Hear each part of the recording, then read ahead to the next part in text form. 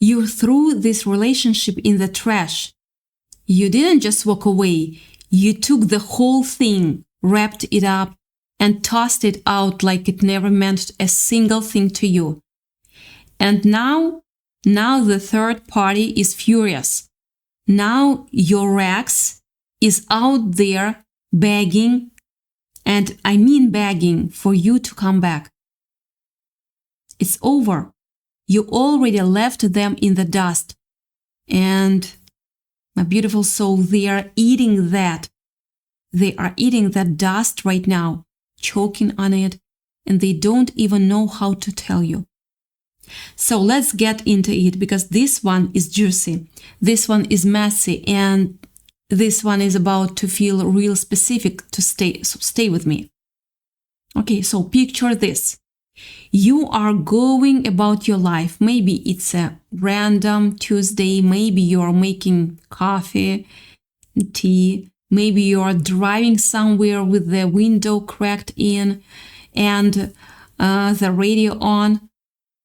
Not even thinking about this person, because you have moved on. You have built a whole new rhythm for your days. And meanwhile, across town or across the country, or however far away they are from you now, this person is sitting there completely unraveling. Not because they miss their relationship the way you'd think. It's deeper than that. It's because they finally understand what they had. And they understand it too late. And that timing right there, that's what's killing them slow. Here's the thing nobody says out loud. When you leave somebody who took you for granted, there is this delay, like a text that says delivered but not read. They don't feel it right away. At first they feel free. At first they feel like, okay, a little space, a little room for breathe, maybe even a little relief because things had got heavy. But then the day starts stacking up. And one morning they wake up and reach for their phone out of habit, expecting a good morning text that isn't coming. And that's when it hits different. That's when the walls start closing in a little. And that's exactly where we are right now with this person. They are deep in the discomfort of realizing what silence actually sounds like. Not the peaceful kind of silence, the kind that rings in your ears at 2 a.m, the kind where you keep checking your phone even though you know nothing's coming. You didn't just walk away. You closed a chapter they thought they were still writing, And that's the part they cannot compute. They kept assuming there were more pages, more chances, more opportunities to get it right. And you actually quietly slammed the book shut and walked out of the library. Let's talk about how we got here. Because you didn't just wake up one day and decide to throw this away for no reason. Let's admit, you gave this person chance after chance after chance. You sat with the hot and cold. You sat with the disappearing acts where they'd go quiet for days, then pop back up like nothing happened. All charming, all sweet, acting like you were supposed to just pick right back up where things left off. And you did for a while. You made excuses for them. You told yourself maybe they are just busy. Maybe they are just going through something. Maybe next time will be different. And that's uncomfortable. And every single time you gave them one more shot at being the person they said they were. Here is what they didn't realize while they were doing all that disappearing and reappearing, all that keeping you on your toes, all that little game of push and pull. They thought that was cute. They thought that was going to keep you interested, keep you chasing, keep you hooked without them ever having to fully show up. What they didn't calculate was your limit. They didn't know exactly where that line was. And one day you hit it. And you didn't announce it. You didn't argue about it. You just quietly, calmly removed yourself from the whole situation. And that quiet exit, that's the loudest thing that's ever happened to them. They treated you like an option. So you reminded them that you're a once-in-a-lifetime opportunity. And honey, that reminder is currently living in their head rent-free, playing on a loop they cannot turn off. They cannot do that. Now here comes the part that's going to make you sit up a little straighter. Because this is where the third part comes in. And this is where things get spicy. See, while all this hot and cold business was happening with you, this person wasn't just sitting home, lonely, waiting on you to text back. No, they had somebody else in the mix. Somebody they were entertaining, somebody they were spending time with, somebody they thought could fill the space while they kept you on the back burner just in case things didn't work out elsewhere. Classic move. You know that classic move. Keep one person warming the bench while you go play the field, thinking you will never notice, thinking you will always be there when it's convenient for them. But something happened that they did not expect. Once you were actually gone, once you actually blocked the number, changed how you show up, stopped answering, stopped explaining yourself, most importantly, this person realized that whoever they were entertaining on the other side, doesn't compare to you, not even close. And that comparison is eating them alive right now. Because now they're stuck with somebody who cannot give them what you gave them.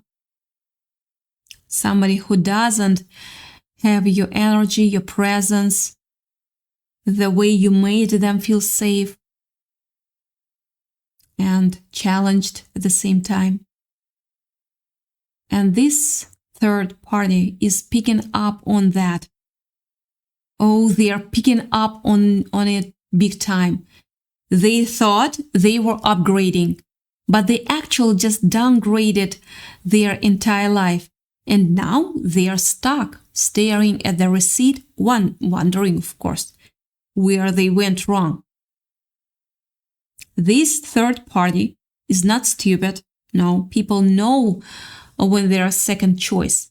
They know when the person they are with is distracted, distant, checking their phone constantly, staring off into space, thinking about somebody who isn't them. And this third party is furious. Yeah, furious because they are putting in effort and getting nothing back. Furious because they can feel, sure they can feel that they are being compared to a ghost, to a memory, to you. And they are losing that comparison every single time. So now you have got this whole messy triangle happening where your ex is drowning in regret, the third party is drowning in resentment, and you are sitting pretty, completely unaffected, living your actual life. Yeah. The third party isn't mad at you. They are mad because they won the prize but realized the price is a liability without you.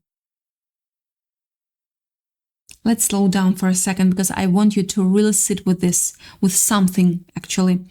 Remember how I said earlier that this person thought they could keep playing games without consequences.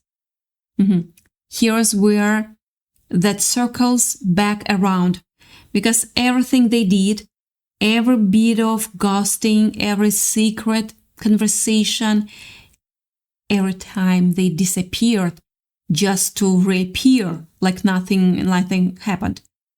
That behavior is exactly what taught you how to live without looking back. They built the exit door themselves, brick by brick, and now they are standing on the other side of it, banging on it, wondering why it won't open, not realizing they are the ones who built it in the first place. This is what we call the garage sale of the soul. They took your love, your patience, your loyalty, and they put it out on the lawn like old junk, thinking they could haggle the price down, thinking they could grab it for free. But you closed the shop, you packed up your worth and walked away. And now they are standing on that empty lawn with nothing in their hands, realizing that the thing they threw in the trash was actually antique, irreplaceable, unique, and way out of their league. Now, let's get into the part where they start reacting or reaching out because this is happening or it's about to happen, or it's already happened and you are just now piecing it together. You know those random numbers that pop up on your phone? The calls from numbers you don't recognize, the messages from accounts you've never seen before, some new profile trying to slide into your messages, acting like a total stranger. Yeah, that's them. You already know it's them. Deep down, trust yourself, your instincts. Deep down, you knew it the second the message came through. Because something about the wording, the tone, the way they phrase things, it's unmistakable, even when they are trying to disguise it. Your ex is begging because the grass wasn't greener. It was just spray painted. They are reaching out from secret accounts because they burned the direct line. They know you blocked them. They know you're not answering. So they are getting creative, yeah, really, hoping you will respond to a stranger before you realize who's finally behind the screen. And when you do figure it out, and you always figured it out, they get embarrassed. They back off for a minute and then they try again from somewhere else. It's exhausting for them, honestly, running around trying every possible angle to get one crumb of your attention and getting absolutely nothing back. They wanted to see if they could do better, And the universe answered with a resounding no. And listen, some of you have noticed something even more unsettling, like this person seems to know things about your day that they shouldn't know. Maybe they show up somewhere you happen to be. Maybe they comment on something you only told a couple of people about. That's not a coincidence. And it's not magic either. It's just somebody who is way too invested in tracking your every move because they cannot accept that you moved on without them. It's uncomfortable. It's a lot. And it says everything about where their head is at night now. They are consumed, completely consumed with trying to find a way back in.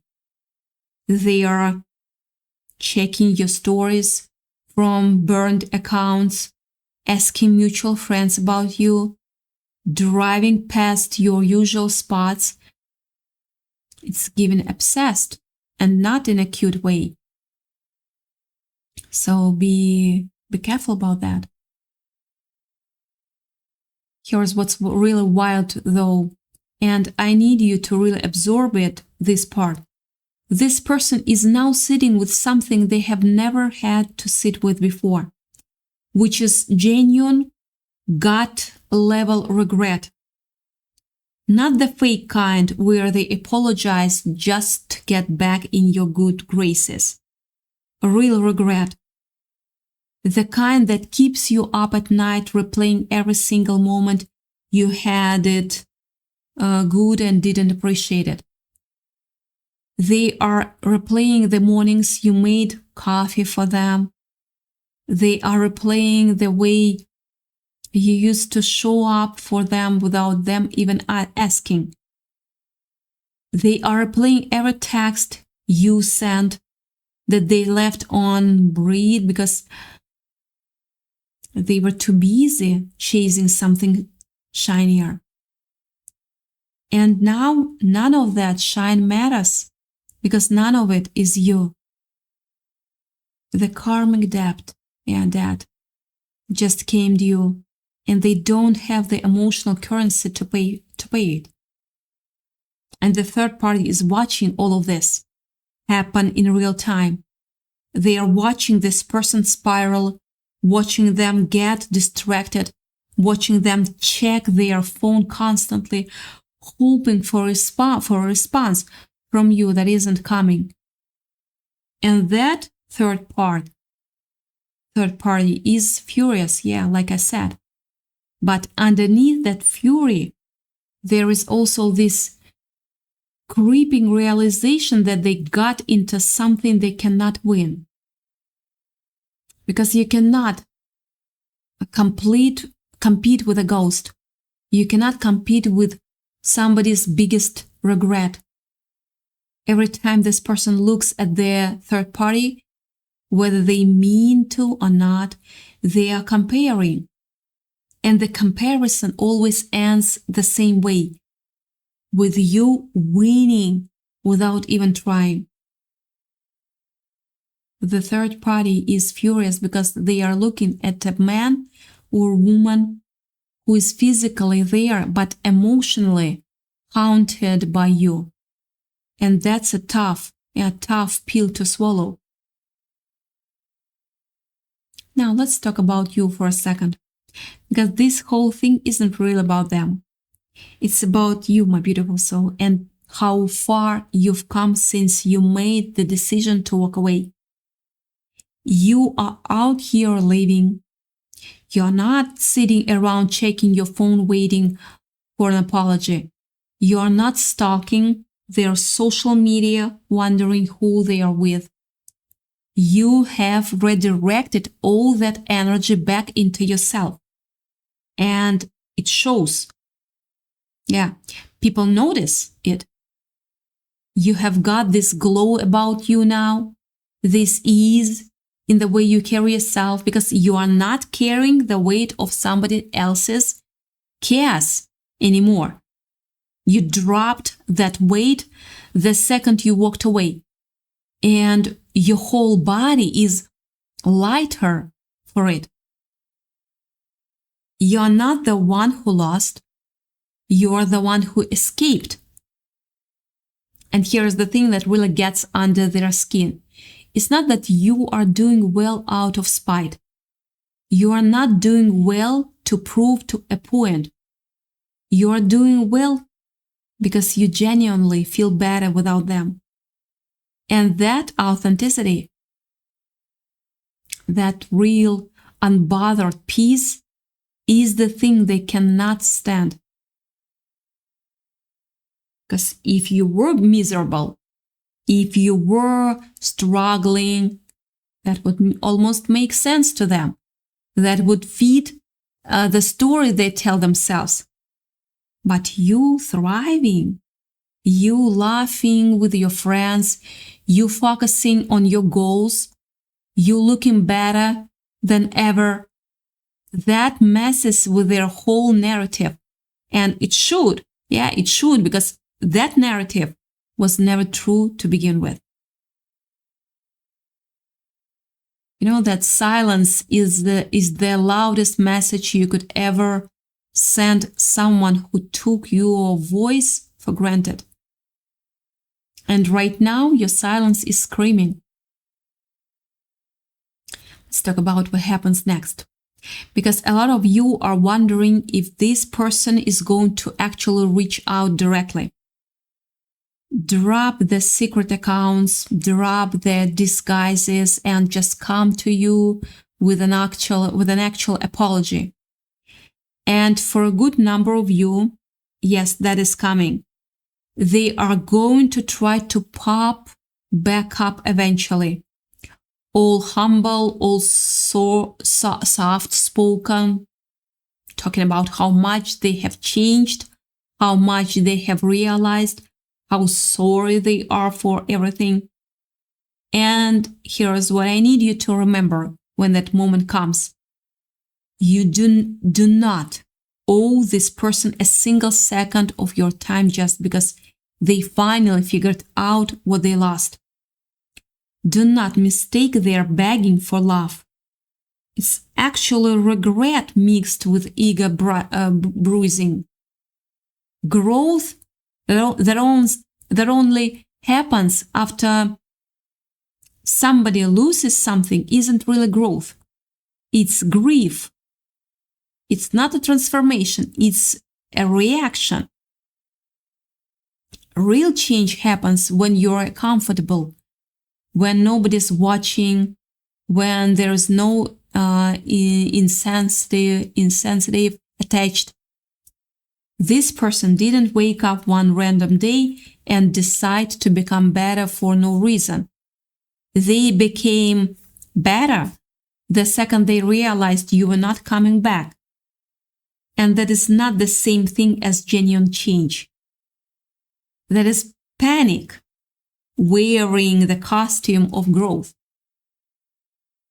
And you are way too smart for a costume, too intelligent. So when they do reach out, and again, for a lot of you, they already have, whether directly or through one of those secret accounts, you get to decide. You get to decide what you do with that. Not because I'm telling you what path is right, but because you already know deep in your gut exactly how you feel about the idea of going back. Some of you feel that little pull, that little what if, and that's okay, that's human. But I want you to notice something.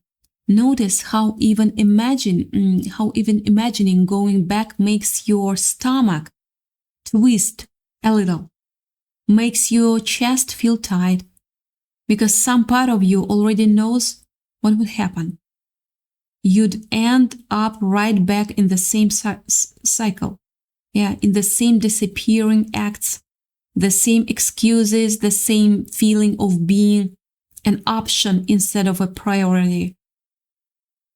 The table has turned, and now you are the one holding all the cards. So play your hand wisely. And for those of you who feel nothing when you think about them reaching out, who genuinely could not care less if they showed up on your doorstep with flowers and written apology. That's not you being cold. That's you being done. Completely, fully done. And that's a beautiful place to be, honestly, because it means you've already done the healing work without even realizing it. You've reached a level of peace that their chaos can no longer touch. That peace is your superpower now, and nobody can take it from you. Let's circle back to that third party for a second, because I think their story matters here too. There is somebody who got pulled into a situation without fully understanding they were being used as a placeholder. Maybe they knew on some level. Maybe they suspected it, but they hoped it would turn into something real. And now they are finding out in real time that it never was. That every time this person looked distracted, every time they seemed somewhere else mentally, is because they were still hung up on you. Yeah, that's the hard thing to sit with, being somebody's consolation prize. And that anger they are feeling, that fury, it's not really about you at all. I want to repeat that part. You didn't do anything to them. Their anger is misplaced.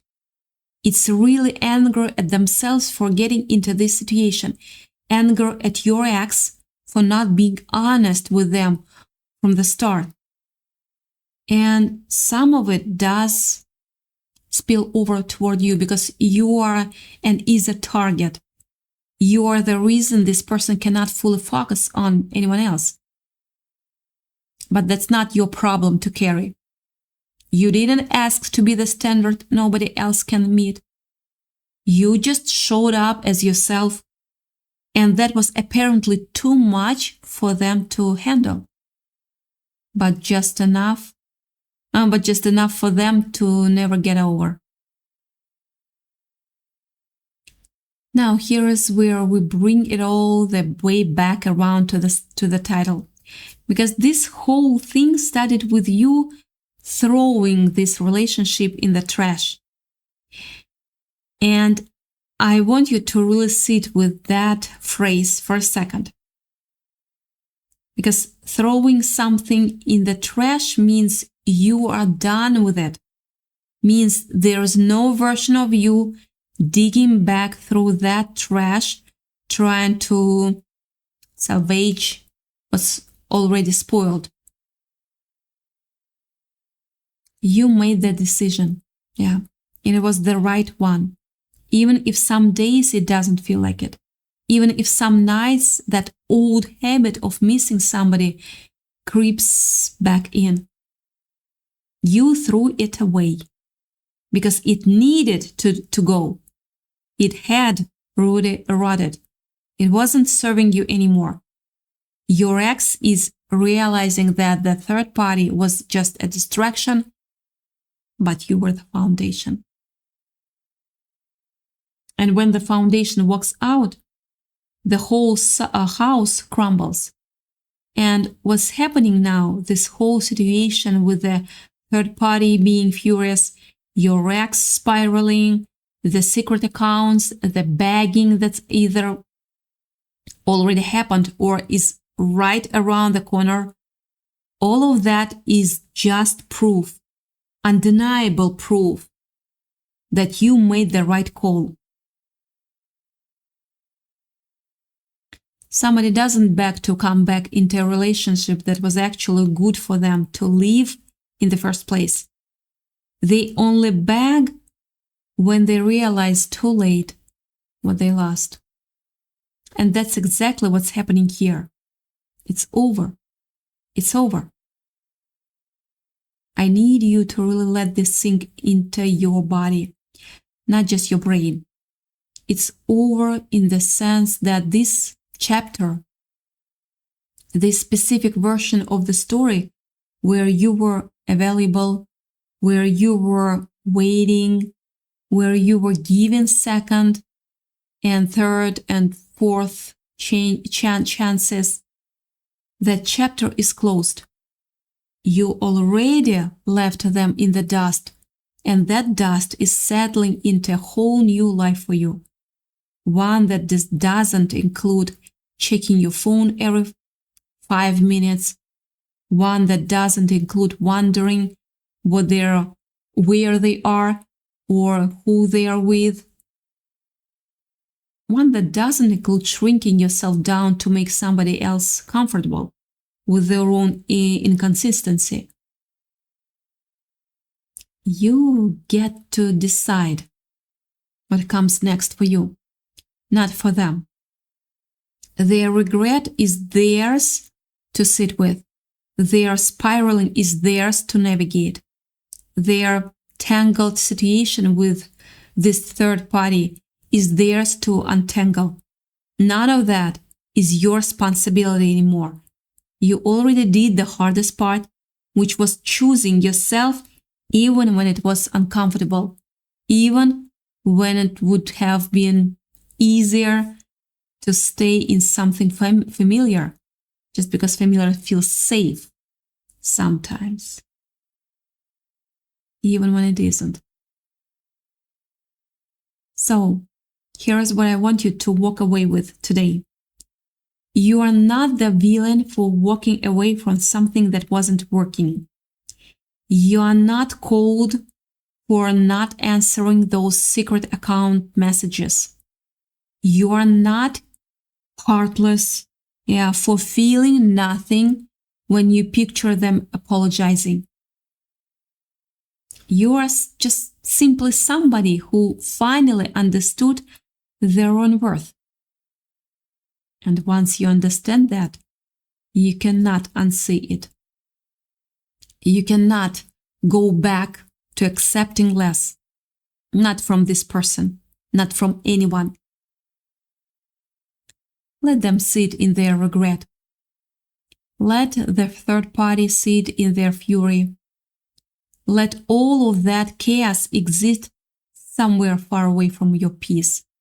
You already left them in the dust. And honestly, the dust looks good on you because it means you are moving, you are going somewhere, you are leaving in a whole storm behind you while you walk forward into something so much better than what you threw away.